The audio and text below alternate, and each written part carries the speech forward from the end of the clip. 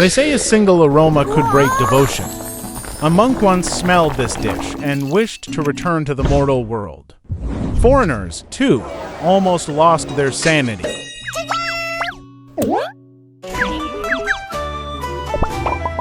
Over 20 treasures of the land and sea: abalone, sea cucumber, shark fin, scallops, deer tendon, chicken, pork, quail, and the immortal fragrance of Shaoxing wine. Every bite, a symphony of luxury.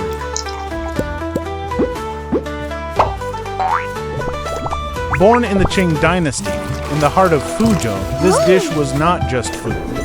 It was a legend sealed in clay jars, simmered for days, carrying the weight of time and empire. It is called the King of Fujian cuisine. A single portion can cost 688 yuan or more. Yet diners say, worth every coin, because this is not dinner, it is an audience with history. The dish known as Buddha jumps over the wall was born in the late Qing dynasty, around 1876 in Fuzhou, the capital of Fujian. Its creator is said to be a chef named Zheng Shan who worked in a tavern.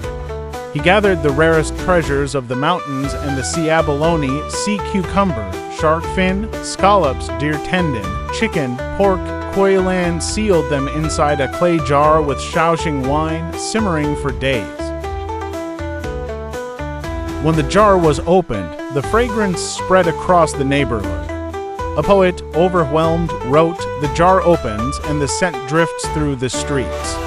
Even the Buddha, upon smelling it, would leap over the wall. From then on, the dish carried the name Buddha jumps over the wall and became a legend of Chinese cuisine. For the people of Fujian, this dish is far more than food. It is the pinnacle of their culinary tradition, embodying refinement, luxury, and hospitality. To serve Buddha jumps over the wall is to show the highest respect, for the effort and expense behind it are immense.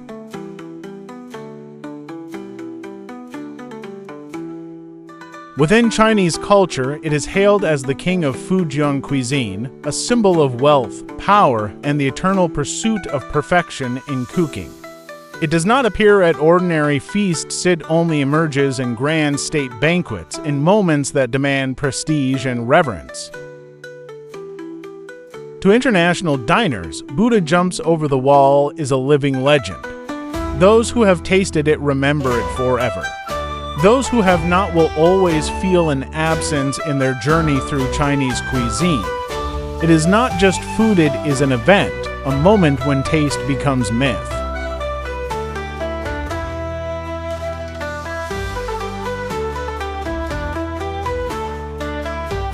Inside one clay jar, nearly 20 treasures of land and sea converge. Abalone, sea cucumber, dried scallops, fish maw, shiitake mushrooms, shark fin, whole chicken, old duck, pork bones, trotters and ribs, lamb, lean pork, and fish. Jinhua ham from Fujian, pigeon eggs or quail eggs. Plus dried sea cucumber and rare fish preserved only to be revived in water. Chicken, duck, pork, ribs, marrow bones, skin, trotters, even duck feet chopped small, boiled once to cleanse, then simmered until tender and rich. The fish is treated apart, fried golden to lock in flavor, then added into the pot.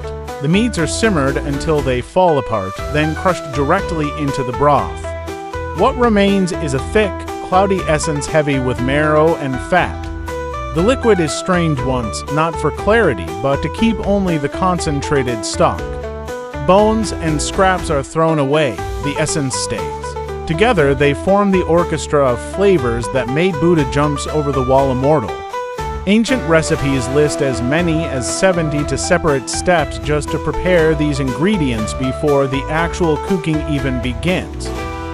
After simmering all the base ingredients together, the broth is strained once more. This second extraction yields the true foundation, dense, opaque, overflowing with flavor. Abalone, dried scallops, shark fin, sea cucumber, dried fish, and fish maw, each refined through long, careful preparation, are finally placed into the base broth.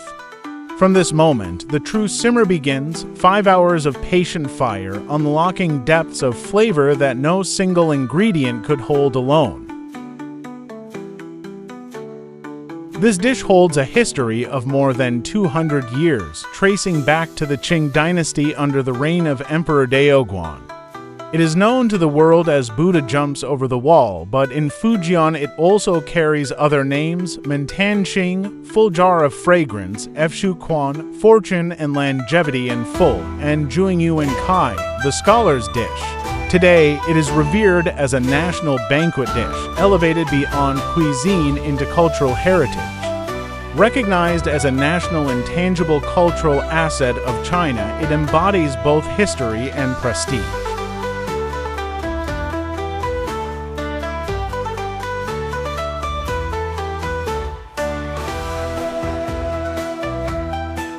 Every core ingredient must be chosen with ruthless precision, and above all they must be dried goods, prized for their concentrated flavor. Fish maw must be fully dried, firm yet translucent, able to swell without dissolving.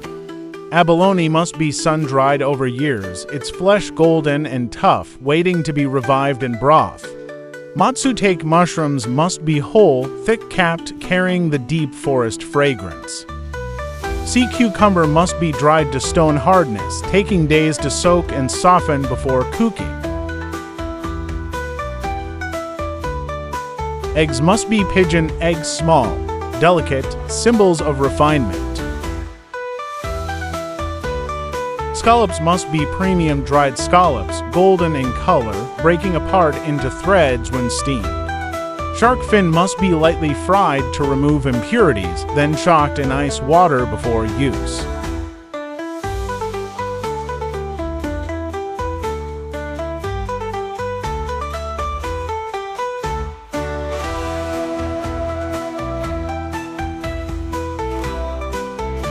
The base broth must be simmered for an eternity, never rushed, never forced.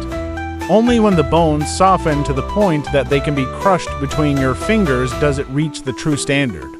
That is when the marrow has melted, when the soul of the ingredients has dissolved into the stock.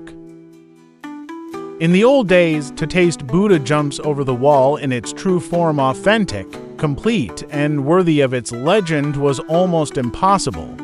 It belonged only to emperors, scholars, and the elite. But today, you can walk into restaurants and still find it on the menu, ready to be savored.